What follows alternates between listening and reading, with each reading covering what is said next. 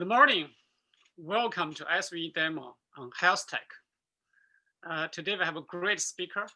He was the chief medical officer of Walgreens, and a few years before he joined one of the very promising health tech startup, Hims and Hers.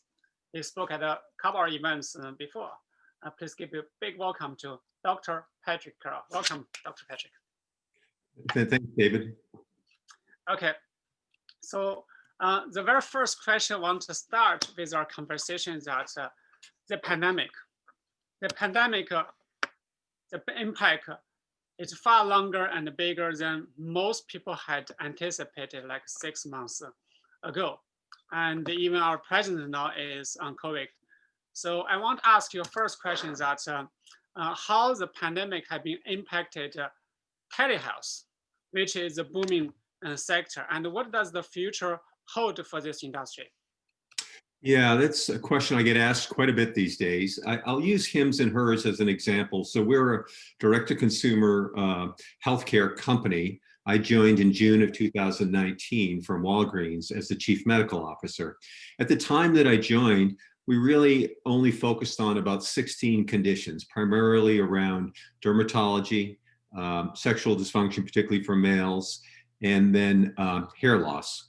And so the company was doing very well at a direct-to-consumer model where a customer would come on our platform, would get a virtual visit with a provider through evidence-based guidelines. If they qualified for the medications would get sent to them in a subscription type model. We could have continued with offering those conditions treatments alone, and then the pandemic hit. And beginning in January, we soon realized that many of our customers, and we have over 250,000 regular customers on our platform and have completed over 2 million encounters since the founding of the company 2.5 years ago. What we realized that many of our customers are having significant difficulties in terms of accessing care. And so if you actually looked what happened for 2 weeks in March, when the pandemic really hit nationally, virtually all ambulatory visits had to switch to virtual visits. And so for us, it was a real boom in the volume.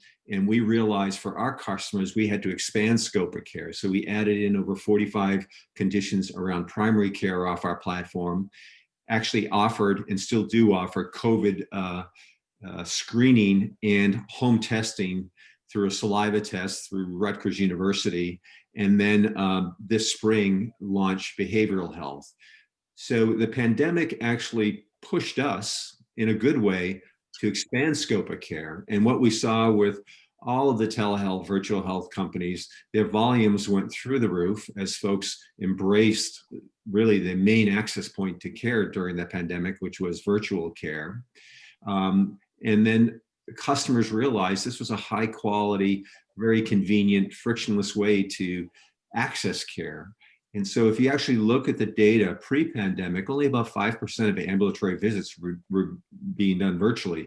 At the height of the pandemic, that was close to 70 to 90% of ambulatory visits were done virtually. And now it's leveled off to between about 20 to 30%. So it has been a fundamental change in the volume and also the scope of care that many of the virtual health platforms are offering. And in response to that, the payer community really opened up access to telehealth by starting to reimburse more fully for it, as well as CMS, Medicare, Medicaid. They also opened up reimbursement for telehealth visits. So I think that as you look in the crystal ball, what is going to happen in the future? Are those reimbursements, are they still going to be supported or not? What is going to be the leveling point in terms of the number and the percentage of virtual visits that are done on a telehealth virtual health platform? Okay, great. I have 2 questions regarding the telehealth. The first question is the needs. So is it because people are scared of going out because of COVID-19, or because the hospital now because of COVID-19, the hospital has less capacities? Which one you think is more a driver for telehealth? The second question related to this one is that what are the offering other than the trading? I mean, telehealth has been around for many years.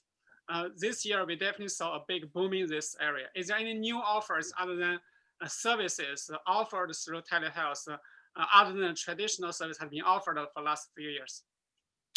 Yeah, those are great questions. On the first question, what we saw is the pandemic certainly opened customers' eyes to telehealth almost by necessity. They couldn't get into their brick and mortar practices. So they embraced an access point to care, which was virtual care. That being said, the data coming out of those experiences are very positive in terms of providers. Over 65 to 70% of providers now feel that telehealth can deliver high value care. And on consumers, 80 to 90% satisfaction on consumers that have used telehealth. So again, the pandemic was the driver to start the boom, but to sustain it, and we've seen some sustaining of that, it's because of the experience, both from the provider end and from the customer's end. And in terms of what we see as the greatest opportunity and need, there are certain categories that really make a lot of sense for telehealth. In our company, we actually are focused on access to care for stigmatized conditions. And certainly one of those conditions, one of those areas is behavioral health.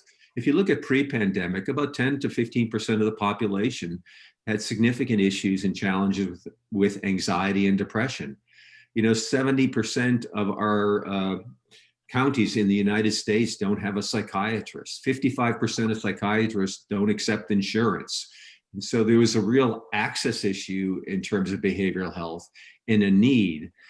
And virtual care is the ideal platform for behavioral health. You can interface between a customer and a provider. You can have that interaction with them, ask the essential questions, make a determination whether they need medication or not, or whether they need one-on-one psychotherapy or even group sessions. Group sessions, psychotherapy, access to providers to prescribe can all be done in a very, very high quality manner on a virtual health platform.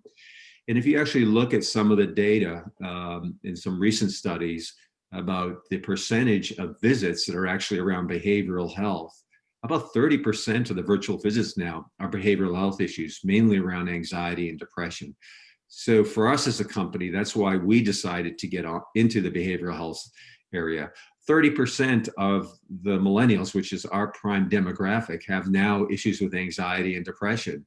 So we're providing access to care and then treatment off of our platform. We feel that, and we're currently in 8 states, we're going to be in 50 states, and we feel that that is a big, big need and a big opportunity for our company. Thank you, Dr. Patrick. My last question.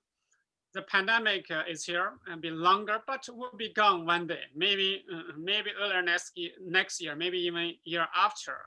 So the vaccines will come and the medicine will come. What about telemedicine post-pandemic? Let's say in 1 to 2 years, and the pandemic is gone, or maybe we can defeat the COVID-19. What do you see the future of the telemedicine post-COVID? That's a great question, and no one has a crystal ball, but I believe the pandemic is actually the crystal ball that we can look at today. What we've seen is a huge acceleration in the need for telehealth, some modification of federal and state regulations to make telehealth in a safe and effective way available to consumers. And we actually feel very strongly that 20 to 30% of the ambulatory visits in the future will be done on a virtual platform. Why? Because customers love it. It's convenient. It gives them access to care, and it's price transparent.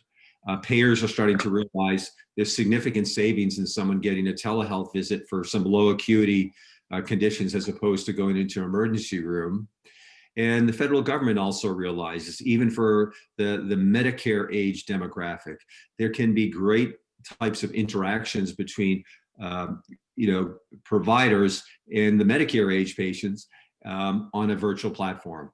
So, that expression, the toothpaste is out of the tube, That's what I believe. I don't think there's any going back. It's just a matter of how, what's the percentage of the ambulatory visits are truly going to be virtual when, the pandemic starts abating some over the next 6 months.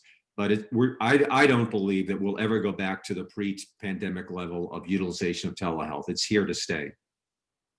Wonderful. Thank you, Dr. Patrick. My last question, maybe you can give some advice to our entrepreneur community. We have a large number of entrepreneurs, particularly early stage entrepreneurs in the health tech space. What's your suggestions or ideas to them? Yeah, there's been a boom in telehealth and startups. We've publicly announced that we are going public through a SPAC over the next few months. We had a company that is less than 3 years old, and we're over 2 million visits. So there's a huge demand there.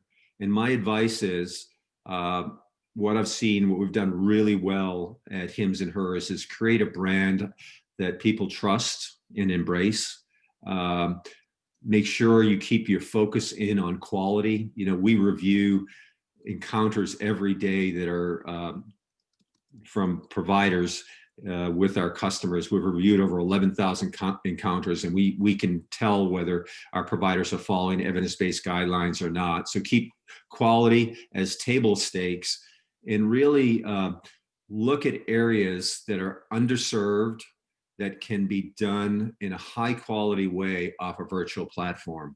There are plenty of opportunities out there. I think what we've seen recently, a real boom in things like dermatology because of the high resolution photos, behavioral health, as I referenced, but there are many other areas that are really underserved that are perfectly amenable to a telehealth type visit. Okay, great to have you, Dr. Patrick. Thank you for all your insights. Thank you. Look forward to hearing back from you again. Thanks, David. See you. Bye-bye.